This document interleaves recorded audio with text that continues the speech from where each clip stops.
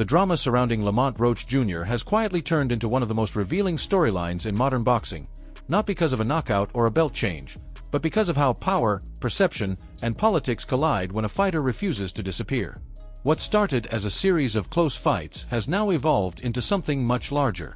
Roach has become the name everyone keeps talking about, the fighter nobody can quite define, and the problem the division cannot neatly solve.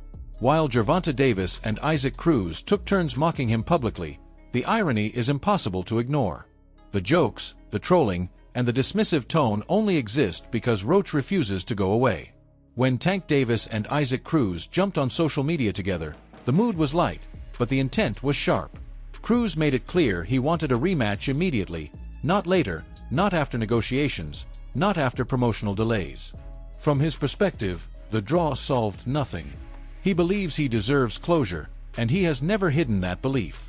Tank followed right behind him, leaning into mockery instead of reflection.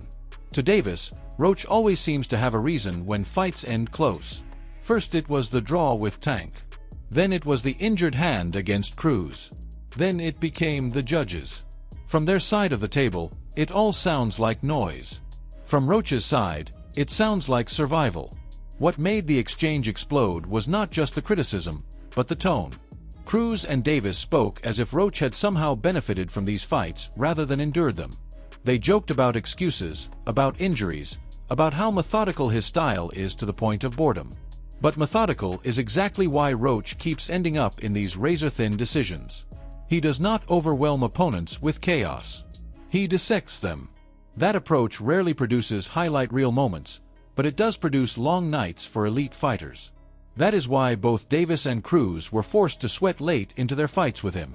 As Tank and Cruz were laughing, the rest of the boxing world was turning its attention back toward Davis. Paulie Malignaggi reignited a criticism that has never fully gone away. While some fighters are taking risks and stepping into dangerous matchups, others appear content staying within a comfort zone. Malignaggi pointed to Shakur Stevenson moving up to face Teofimo Lopez as an example of real ambition. He contrasted that with Davis avoiding immediate rematches and drifting toward exhibitions. The implication was clear. Roach pushed Davis, and instead of running it back, Davis chose a different lane entirely. That decision changed everything. The rematch never materialized. The exhibition with Jake Paul collapsed under legal issues. And suddenly, Davis had no fight date, no momentum, and no clear direction. Meanwhile, the division kept moving. Fighters like Stevenson and Lopez stayed active, took risks, and shaped narratives. Davis stayed quiet. That silence only amplified the questions every time he appeared online. Why clown Roach for draws when the division has passed you by? The draw itself fractured opinion. Some trainers and analysts believed Roach edged it. Others felt Cruz did just enough.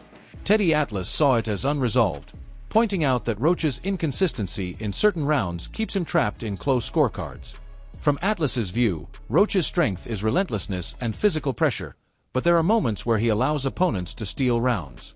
Roach disagreed, arguing that his accuracy, composure, and punch count told the real story, especially while fighting through a damaged hand. The debate only intensified when other fighters weighed in. Errol Spence leaned toward Cruz. Shakur Stevenson leaned toward Roach. And Stevenson's opinion carried weight because he understands both styles at an elite level. His comments reignited the central question. Is Lamont Roach underrated, or is he simply inconsistent? The truth likely sits in the uncomfortable middle. He is good enough to stand with champions. He is flawed enough to let judges split hairs. Through all of it, Roach stayed consistent. He kept saying the same thing. He wants clarity.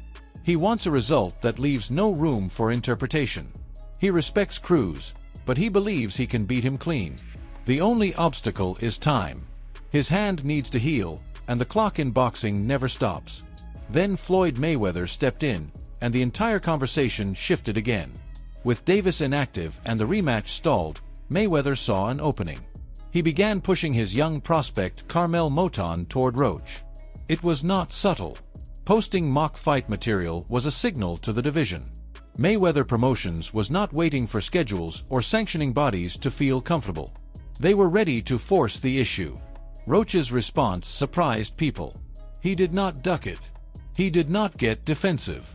He joked back, challenged the narrative, and flipped the attention right back onto himself. His message was calm but firm. He is not afraid of Moton, but he is also not obligated to play stepping stone for a 19-year-old prospect with 8 professional fights. Roach has been building toward bigger names for years. Being pulled into a developmental showcase does not automatically align with that path. Still, Roach understands boxing politics.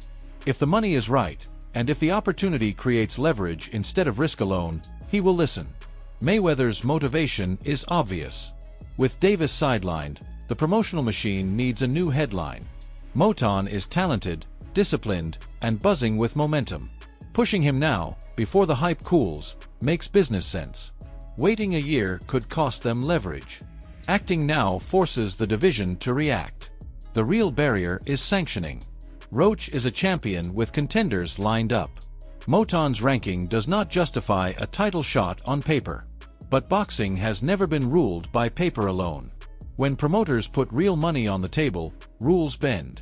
If Mayweather is willing to overpay to get Roach in the ring, the path opens. Roach's leverage comes from his recent run. 2 draws against elite fighters. No losses. A reputation as the man who pushed Tank Davis to the brink. That alone has elevated him into a different category.